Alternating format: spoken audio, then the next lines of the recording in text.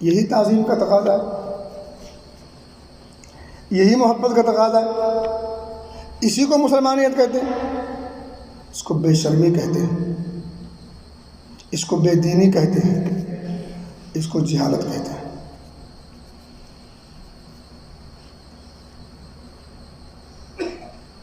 عام مولویوں کے سامنے ایک انسان بیڑی نہیں پیتا، گانا گنگناتا ہوا جا رہا ہو، کوئی مہان مولوی دکھ جائے تو وہ گانا بند کر دیتا ہے، راستہ بدل دیتا ہے، آواز پست کر لیتا ہے۔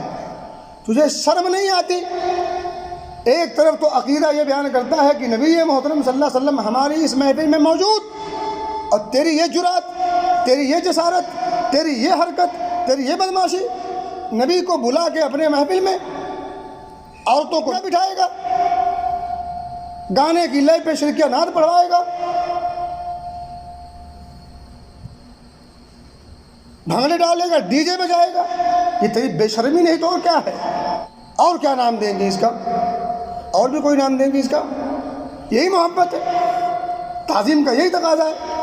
فآمنوا باللہ ورسولہ وتعزروہ وتوقروہ، وقار کو بنا لانا ہے، آپ کی عظمت کا پورا خیال رکھنا ہے۔ وہ جس انداز میں وہاں ڈی جے بجتے ہیں، دھما چوکڑی مچائی جاتی ہے، قرآن ذرا پڑھیں، قرآن کیا کہتا ہے؟ یا ایھا الذین آمنوا لا ترفعوا اصواتکم فوق صوت النبی۔